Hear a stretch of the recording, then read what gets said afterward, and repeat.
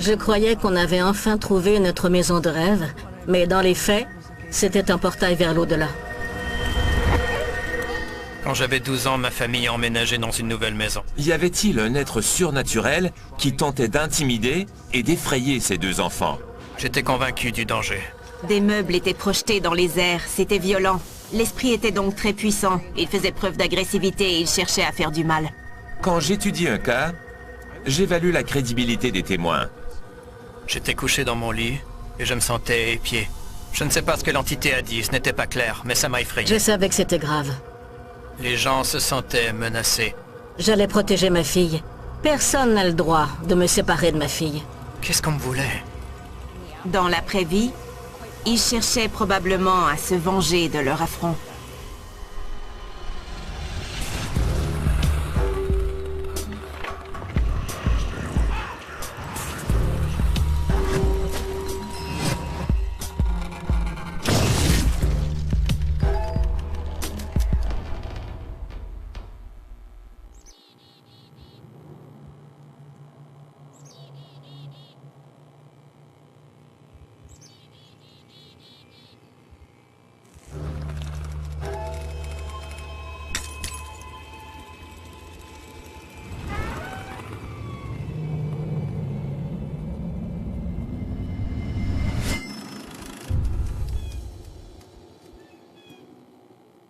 Je cherchais une maison à la campagne sur un grand terrain.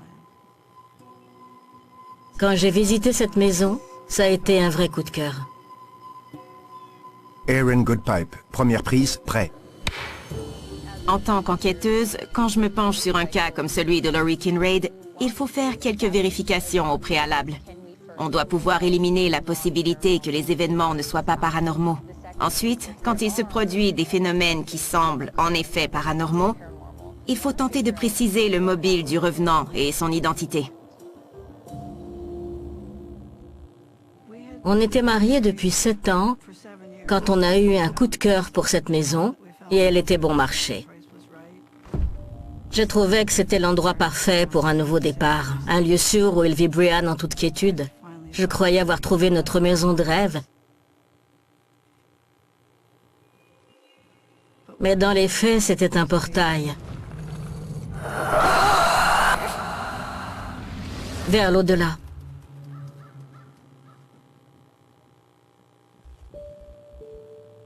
J'ai rencontré mon mari quand je me suis installée en ville pour l'université. On vivait dans la même maison de chambre. On s'est entendu à merveille dès le départ. On est vite devenus inséparables. On a formé un couple assez rapidement. Il faisait bon vivre avec mon mari. On riait beaucoup, on s'amusait bien ensemble. Cela dit, quand ça n'allait pas, c'était terrible. En un instant, il devenait furieux. Je disais souvent qu'il fallait regarder dans ses yeux pour voir à qui on avait affaire. Mon espoir, c'était qu'en emménageant dans cette maison, Freddy changerait. Je comptais sur ça. J'espérais de meilleurs jours, mais le plus souvent, c'était l'horreur. Ça a commencé immédiatement, dès le jour du déménagement.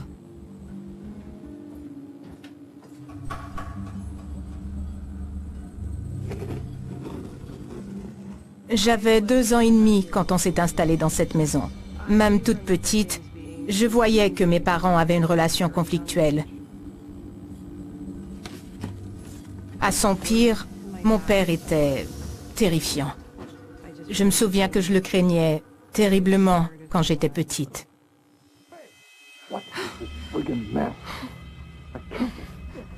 Sa colère était extrême et imprévisible. Un instant, il était là à parler et tout allait bien, puis...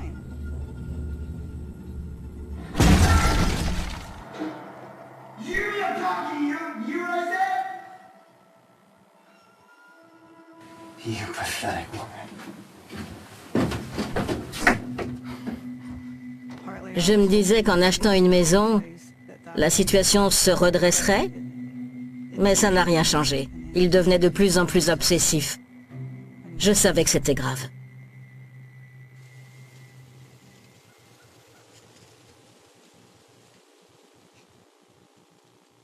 Pendant mon enfance dans cette maison, j'ai entendu de nombreuses voix étranges.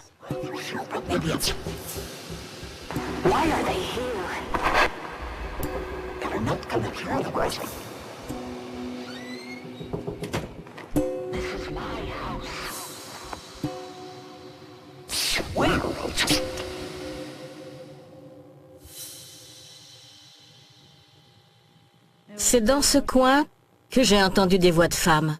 J'entendais parler, mais personne n'était là.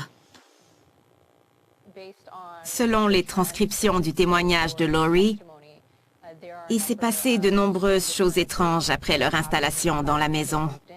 Ces événements ont eu un impact immédiat sur la famille, sur le mari de Laurie en particulier.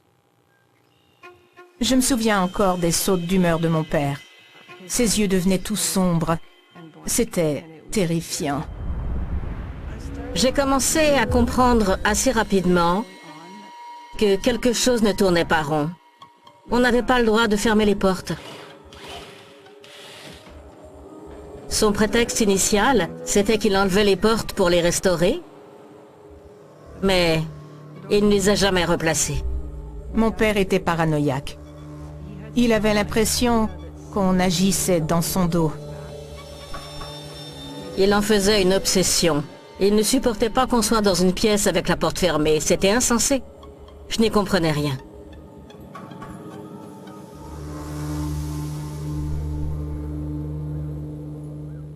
À ce moment-là, j'aurais préféré avoir affaire à des phénomènes paranormaux plutôt qu'à mon mari.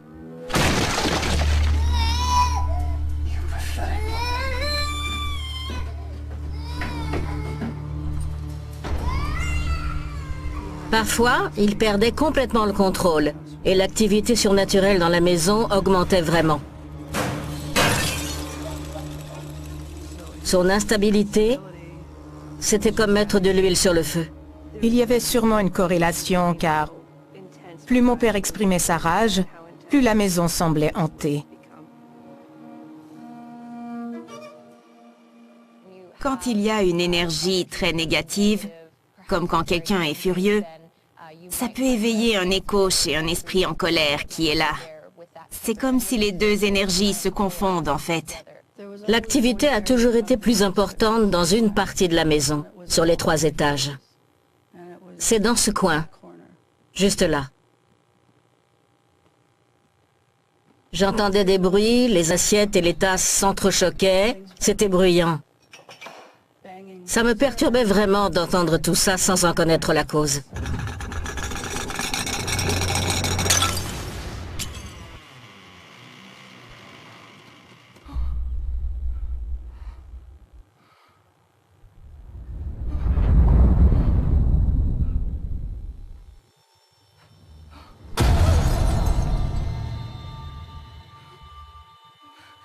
C'est à ce moment-là que j'ai compris que cette maison, ma maison de rêve, était hantée.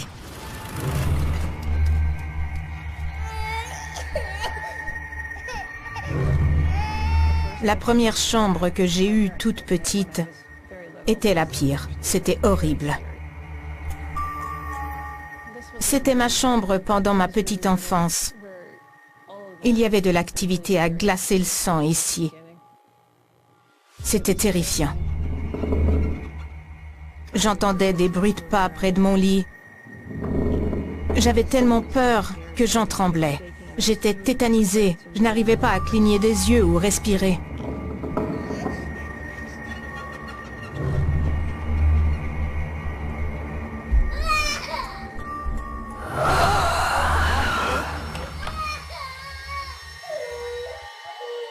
Mais il n'y avait rien. Je n'ai jamais cru bon de dire à un enfant que ce n'est qu'un cauchemar. Je trouvais ça étrange. Je savais que c'était pas normal.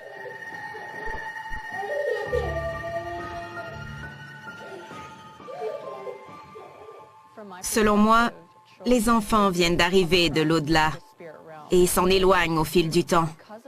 C'est pour ça que les jeunes enfants sont si sensibles aux phénomènes paranormaux dans leur environnement.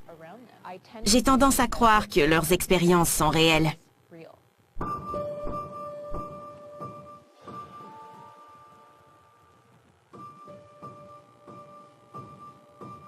Il fallait que je comprenne ce qui se passait.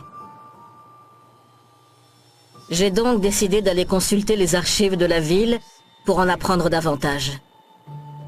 J'ai consulté les registres et j'ai appris que la maison avait été construite en 1856. J'ai aussi découvert que dans notre quartier, les familles avaient presque tout un lien avec la maison. Beaucoup de gens y avaient été pour des funérailles ou des noces. Les événements qui sont très chargés émotionnellement peuvent laisser leur marque dans un endroit. Par exemple, l'esprit d'un défunt pourrait vouloir retourner sur le lieu de son mariage. L'endroit lui est significatif. C'est pareil pour les endroits de funérailles. Le chagrin s'imprègne dans le lieu. Les esprits ont parfois besoin de revisiter ces souvenirs. Quand un lieu est hanté, il faut se demander qui aurait besoin d'y retourner, qui est profondément lié à cet endroit.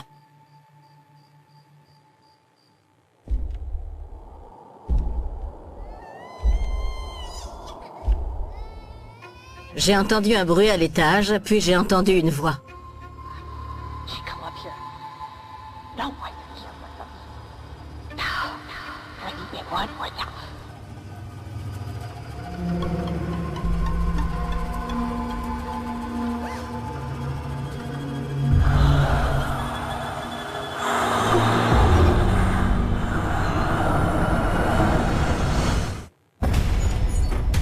Ces gars-là préparent un gros coup, mais je sais pas quoi. On dirait qu'ils préparent une invasion. Je ferai cette infiltration. Et vous le regretterez. Le plus dur, c'est de garder le secret. À quoi tu joues? T'es une police? Oui ou non? On est du FBI. Échec et mat. C'est de bonne guerre. Votre cinéma, jeudi et samedi, 22h, à Canal D.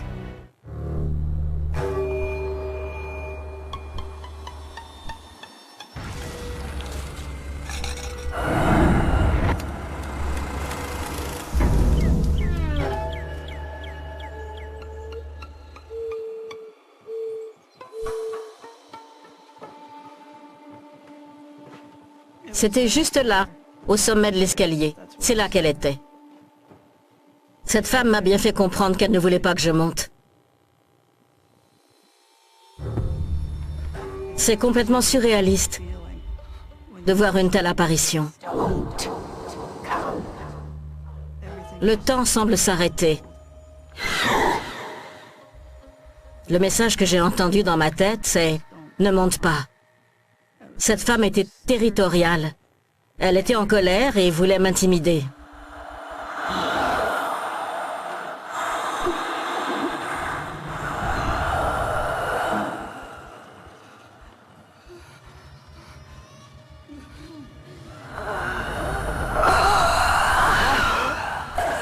Elle voulait que je sache qu'elle était là.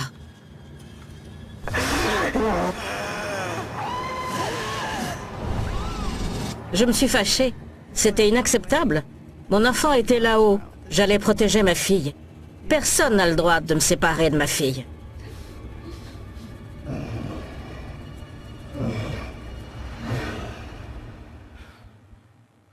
J'ai continué d'avancer et je suis passé là où j'ai vu l'apparition.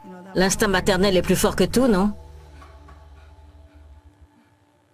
Comme enfant, je vivais dans la peur. Il y avait une entité qui nous hantait et je ne savais jamais quand elle se manifesterait. J'avais l'impression qu'elle était toujours là, qu'elle était liée à la maison. Laurie a consulté de vieilles photos qui appartenaient à ses voisins.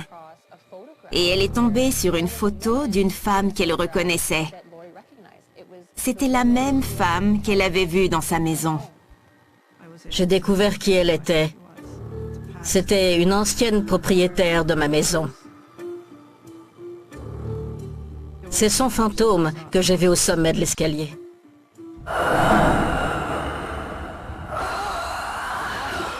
C'est un fait crucial, parce que l'esprit de l'ancienne propriétaire habitait peut-être encore la maison comme si elle lui appartenait. Quand des gens emménagent chez quelqu'un, c'est très envahissant. On se demande qui sont ces étrangers qui s'imposent, et on peut vouloir les chasser. Ma mère a tout fait pour me rassurer. Elle me disait que la femme ne me voulait pas de mal et qu'elle ne s'en prendrait pas à moi. Et ma mère m'a dit qu'elle trouverait le moyen de régler le problème. Je savais qu'il fallait que je me débarrasse de ce fantôme une fois pour toutes. J'ai fait des recherches et j'ai trouvé une méthode ancestrale. J'ai visualisé l'esprit qui montait là où il le fallait pour guérir.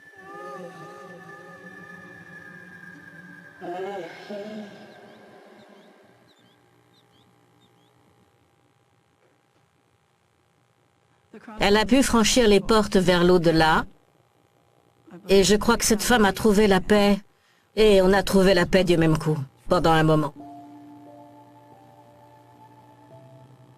Je suis très contente que cette cérémonie ait porté ses fruits, que Laurie et sa famille aient pu se détacher de cet esprit et enfin jouir d'un espace de vie harmonieux. Sur le plan spirituel du moins, il était enfin temps pour Laurie de trouver le moyen de se protéger de son mari violent. J'essayais de lui parler calmement du fait qu'on était tous les deux malheureux et qu'on se devait de travailler sur nous-mêmes, séparément. Je me souviens qu'il s'emparait de tous nos effets personnels qu'il trouvait pour les brûler dehors. Il adorait le feu. J'ai toujours eu l'impression que ce serait la cause de notre mort, qu'on brûlerait tous les deux dans un feu. Je vivais un enfer et ma santé se dégradait. Un jour, quand il était au travail, on a pris les chiens et on est parti. Dans l'entente de divorce, la maison revenait à ma mère. Et quelques mois après notre départ, mon père a accepté de quitter la résidence pour que ma mère et moi, on puisse s'y installer de nouveau. On a mené une vie plutôt calme après ça. Puis, un jour, j'ai reçu un message m'annonçant que Freddy était hospitalisé, qu'il était mourant et qu'on pouvait aller lui faire nos adieux si on le souhaitait. J'y suis allée avec ma fille ce soir-là. L'expérience a été terrifiante. On avait l'impression que, comme un monstre, il allait ouvrir les yeux et se lever d'un bond. On lui a tout de même dit adieu, on lui a dit qu'on le laissait partir sans ressentiment, qu'il en revenait à lui d'affronter ses démons et de partir dans l'amour et la paix. Environ une semaine plus tard, les médecins l'ont débranché.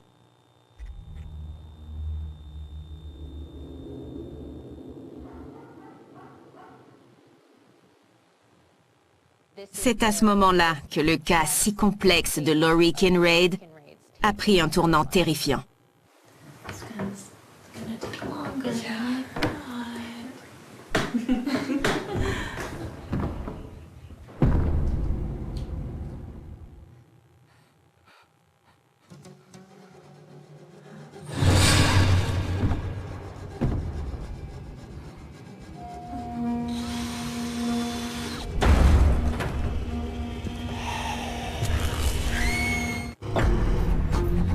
Les mardis, tous les dangers sont possibles. Je n'avais jamais vu ça.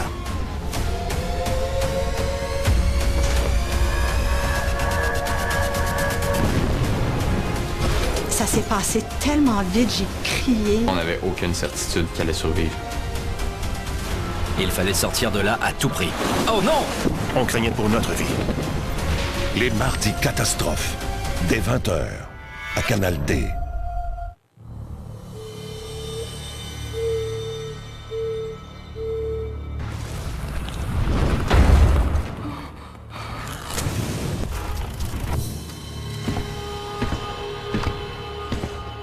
On entendait des bruits de pas imposants. On sentait une énergie chargée de colère. Ça donnait l'impression que l'être cherchait à se battre.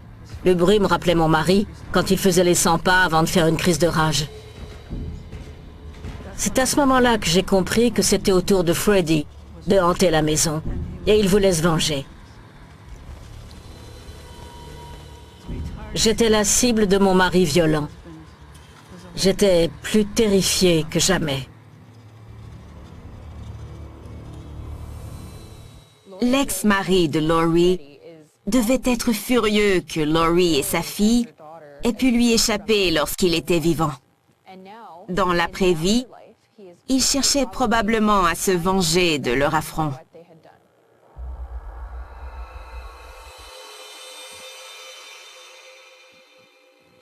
Il était convaincu que j'étais la seule responsable de l'éclatement de notre famille. Il m'a déjà dit qu'il allait me tuer.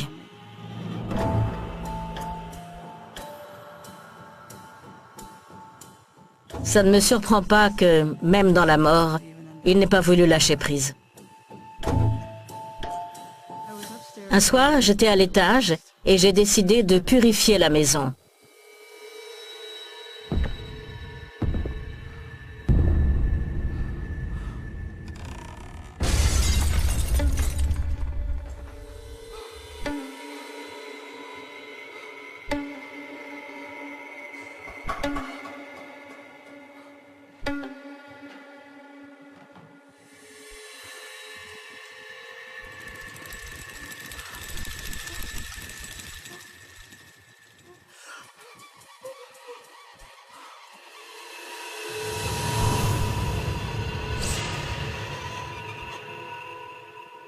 Ça m'a terrifiée.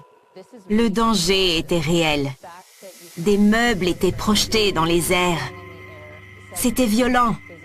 L'esprit était donc très puissant. Son comportement était agressif. Et il cherchait à faire du mal. Rien d'autre, et personne d'autre n'aurait pu être aussi violent. Ça ressemblait trop à ce qu'il nous a fait subir durant sa vie.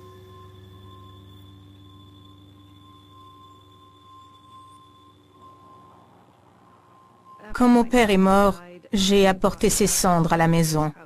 Il n'y avait pas d'autre endroit où les laisser, alors on a choisi de les garder ici. Cela dit, ma mère et moi, on se sentait perturbés quand on était près des cendres. On était toujours mal à l'aise. L'activité dans la maison augmentait considérablement. L'agitation y était de plus en plus constante et ça inquiétait ma mère terriblement. Elle a fini par m'envoyer un message pour me dire qu'il fallait qu'on sorte ces cendres de là.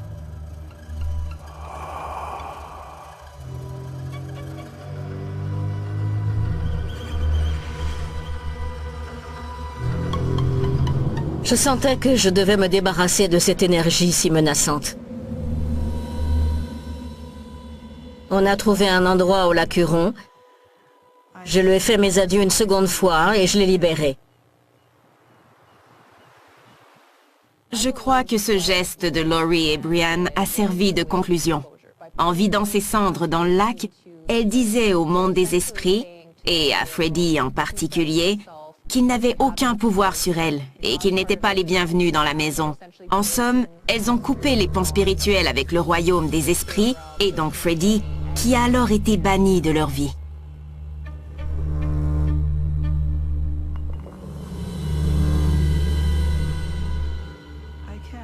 La seule explication que j'ai de son désir de vengeance, c'est qu'il m'en voulait encore d'avoir réussi à le fuir. Je me suis séparée de lui et je suis partie avec ma fille. C'est la première fois que j'en parle ouvertement. Je n'en ai jamais parlé à ma famille. Il a caché beaucoup de choses pendant sa vie. Il ne se dévoilait jamais et ne laissait personne s'approcher de nous. Je veux que ça se sache. Je ne garderai plus de secrets. On lui a échappé. C'est tout ce qui compte, en fait. On lui a échappé.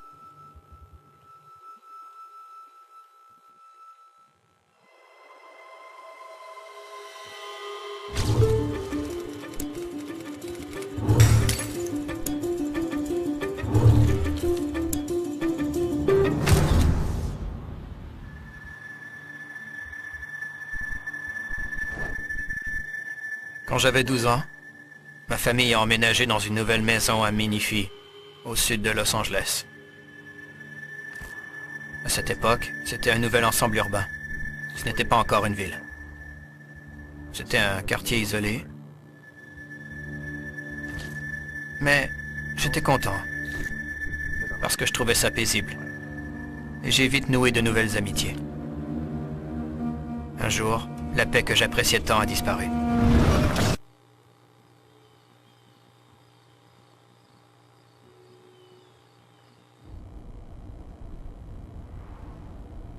Mon père était policier à l'époque. Son travail l'obligeait à affronter les criminels les plus dangereux des États-Unis.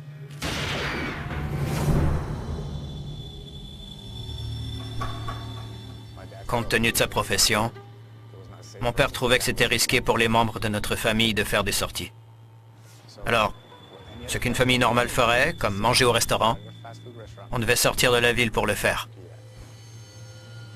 J'ai grandi en pensant que c'était normal de faire une vingtaine de minutes de route, rien que pour manger un burger en famille. Ça ne me choquait pas jusqu'à ce que j'apprenne pourquoi. J'ai appris que des gens méchants se cachent dans des endroits comme celui-ci. Mon père était une cible à cause de son travail.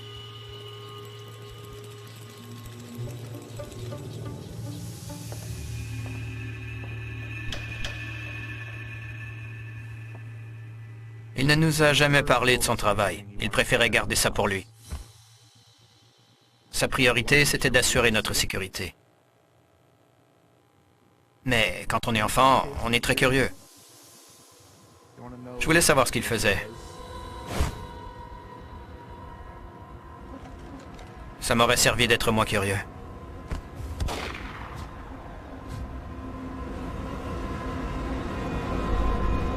Richard, première prise, prêt. À première vue, le cas de Clyde ne semblait pas convaincant. Puis j'ai poussé mes recherches plus loin et j'ai compris que l'histoire était plus complexe. J'ai traité de nombreux cas, et ce n'est pas typique d'une maison hantée. Un soir, mes parents étaient sortis et je jouais avec mon petit frère. On était rarement seuls à la maison. Mes parents avaient dû s'occuper d'une urgence familiale à l'extérieur de la Californie. On en a profité, on s'est amusé à jouer toute la nuit et à manger tout ce qu'on nous interdisait. On a fait tout ce qu'on n'avait pas le droit de faire.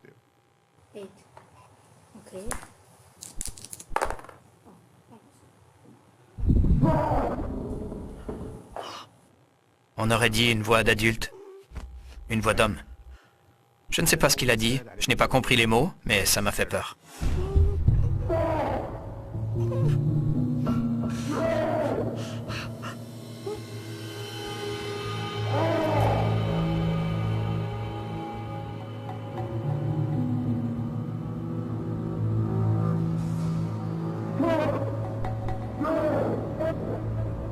J'avais l'impression que quelqu'un tentait de nous effrayer. Cette personne criait « Hé !» pour attirer notre attention. Ça a marché, on était captivés.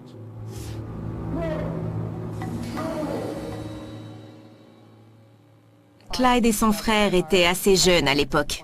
De nombreuses explications sont possibles. Quand un enfant est seul à la maison, tous les petits craquements, tous les petits bruits peuvent faire peur. Les enfants ont tendance à dramatiser et à inventer des histoires.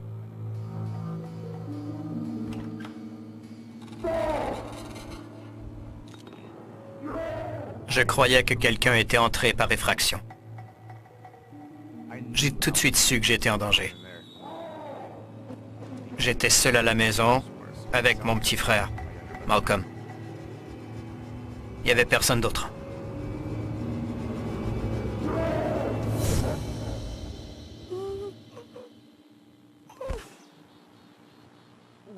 Quand on enquête sur un phénomène paranormal, il faut considérer les faits.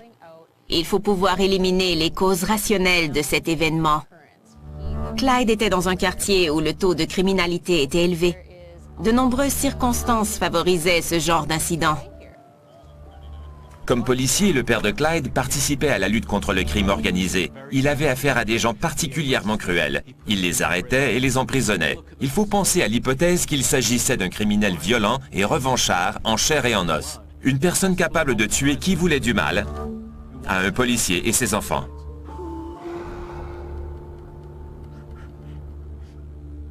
Je n'ai rien vu dans la maison.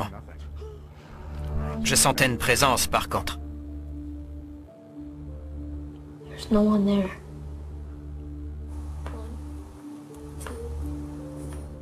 J'avais peur que quelqu'un soit là et que je n'arrive pas à me protéger.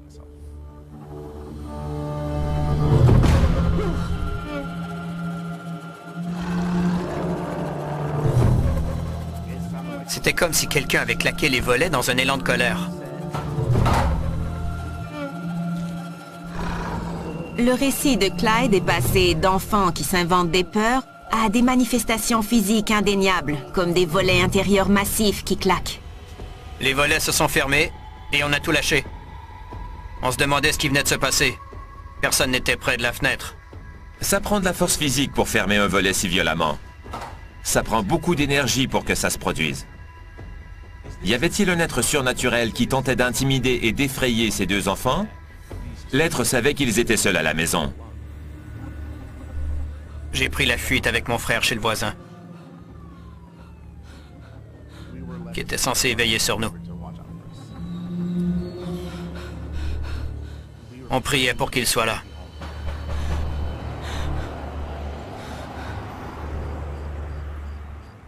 Menifee était une ville très récente et elle était bordée de villes très dangereuses.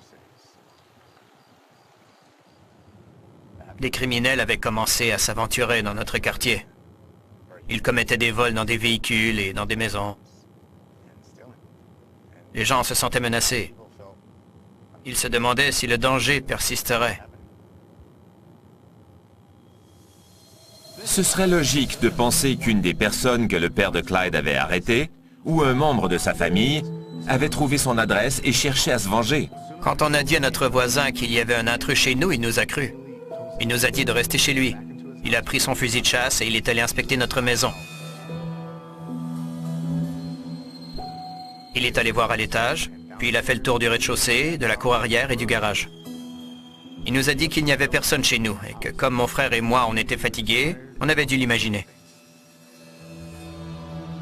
On savait qu'on avait entendu quelqu'un. Il y a peut-être eu une entrée par effraction chez Clyde, mais rien n'a été volé, personne n'a été blessé et aucun intrus n'a été vu. Le malfaiteur serait aussi parti sans laisser de traces de son passage. Ça me porte à croire qu'il ne s'agissait pas d'une personne vivante, mais d'un phénomène paranormal. Après quelques jours, j'ai fini par conclure qu'il n'y avait pas de danger, que personne ne me voulait de mal et que je pouvais me détendre.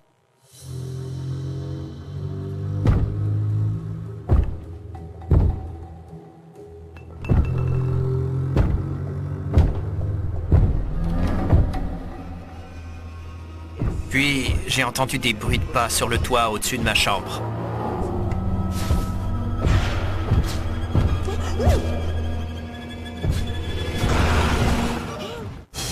Des esprits maléfiques sont revenus les hanter. Et des enquêteurs du paranormal commentent leurs témoignages terrifiants.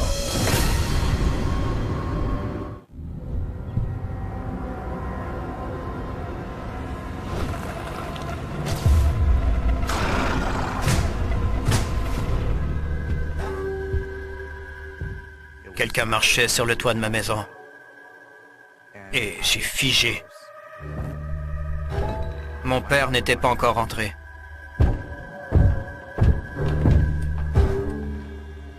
J'ai entendu des bruits de pas sur le toit au-dessus de ma chambre.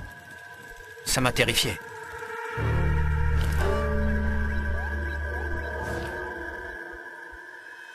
Quand mon père est arrivé, une odeur épouvantablement âcre a envahi la maison. L'odeur était infecte et prenante, et elle provenait de mon père. Il revenait de la morgue. Il ne nous a pas regardés dans les yeux, il semblait distrait. On ne savait pas ce qui se passait. À cause de son métier, il a vu des choses qui n'auraient jamais dû se produire. Il a vu des femmes et des enfants violentés. Et il a vu d'innombrables membres de gangs de rue s'entretuer. Il se forçait à rentrer à la maison tout souriant pour nous prouver que son travail ne le minait pas. Ce soir-là, c'était évident que la journée avait été dure. Le père de Clyde avait un métier très stressant. Il avait subi de nombreux traumatismes. Ses journées étaient chargées émotionnellement. C'est sûr que le père de Clyde en a subi des séquelles. Le reste de la famille aussi. Peut-être que les épreuves et difficultés liées au rôle de policier du père de Clyde y étaient pour quelque chose. Toutes les émotions douloureuses qu'il ressentait au quotidien ont pu attirer une force maléfique qui voulait profiter de sa souffrance.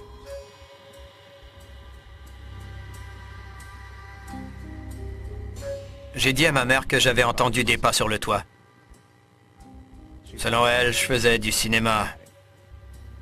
Elle m'a dit d'arrêter de regarder des films d'horreur. Que j'inventais tout et que rien d'étrange ne se passait. Je lui ai dit que je me sentais menacé.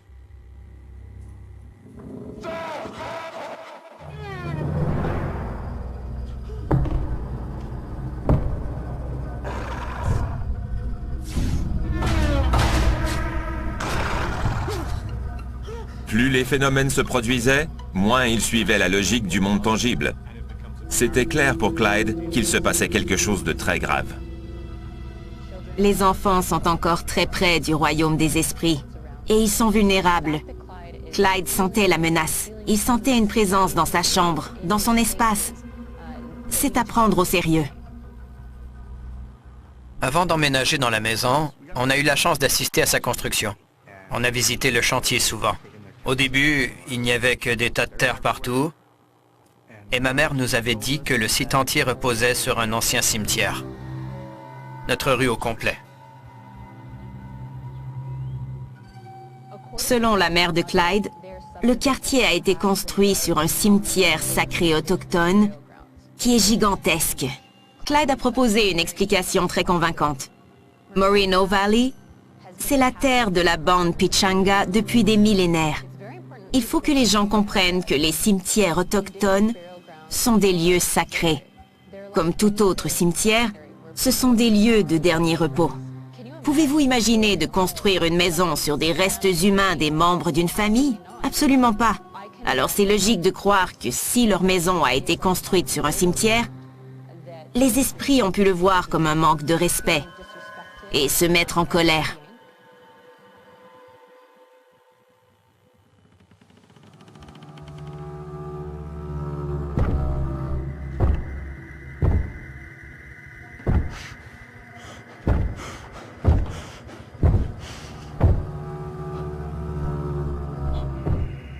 J'avais la constante impression d'être épié.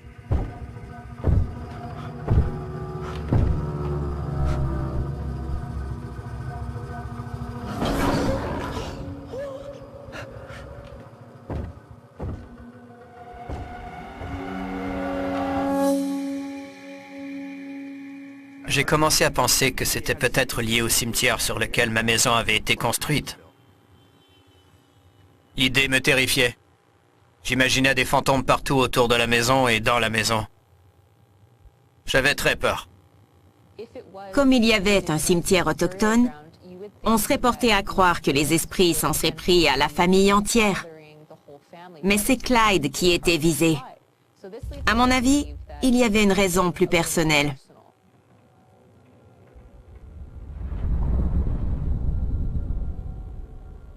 Je sentais qu'on me fixait du regard. J'avais la chair de poule de la tête aux pieds.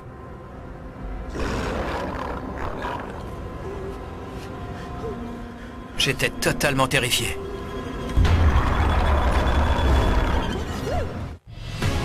Dans l'immensité du monde, les enjeux sont nombreux.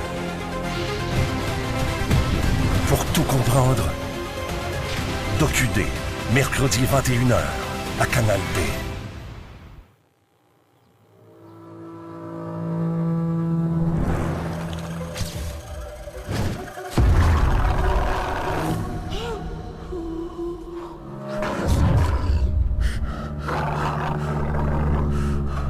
J'avais l'impression qu'on me voulait du mal, et que l'esprit était prêt à tout pour y arriver.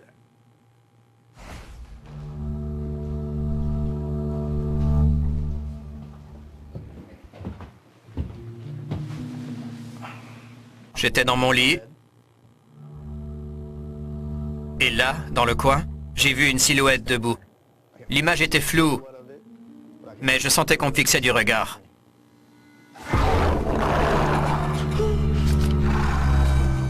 J'étais totalement terrifié.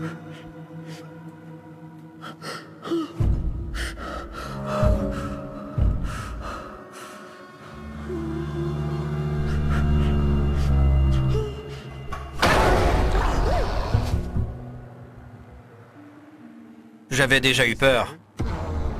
Mais jamais à ce point. Je tremblais de peur. L'être est revenu à de nombreuses reprises.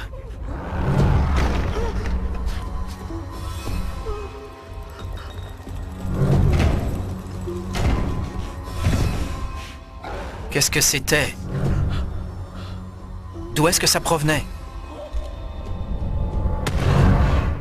Qu'est-ce qu'on me voulait?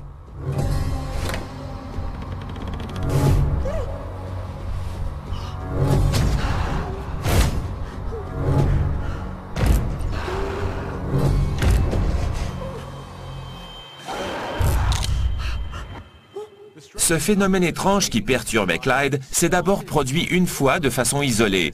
Mais au fil du temps, les événements se sont multipliés jusqu'à se produire toutes les nuits. Il était ciblé comme un chasseur qui vise sa proie. J'essayais de voir le visage de cette apparition, mais il restait trop flou pour pouvoir le décrire à quiconque.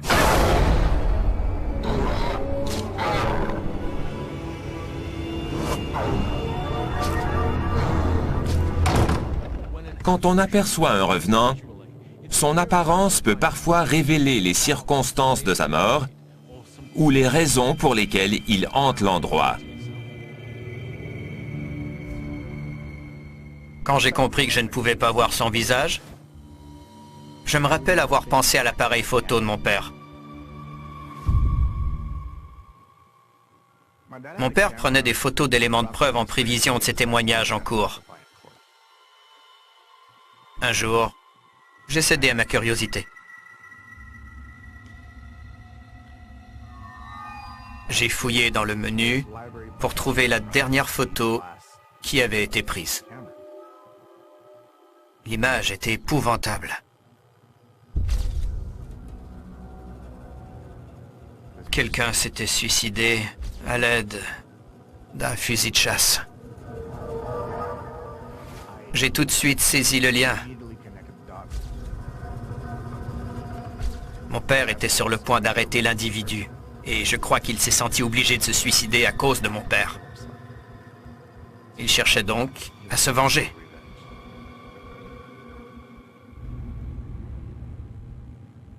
On a recueilli les données et on a analysé les éléments de preuve et il y a une conclusion qui prévaut. C'est que cette victime s'est sentie acculée au pied du mur. Le père de Clyde allait l'arrêter et ça l'avait poussé à s'enlever la vie. Son monde entier s'est écroulé. Après sa mort, l'homme tenait encore à ce que le père de Clyde en paie le prix. Il n'a pas visé le policier lui-même. Il a visé la personne qu'il chérissait le plus, son fils. Il était vulnérable et impressionnable comme il était enfant. Il était la cible parfaite d'une histoire de vengeance. Cet être m'a hanté à partir de mes 13 ans, jusqu'à ce que j'ai 18 ans. Quand je suis allé vivre ailleurs. Je ne l'ai plus jamais revu. Encore aujourd'hui, j'ai peur du noir. J'ai appris qu'on en a encore beaucoup à apprendre sur la vie et que l'on comprend encore très peu la mort. Quand une personne est méchante dans la vie, elle ne sera pas forcément gentille après la mort. Parfois, les gens restent méchants.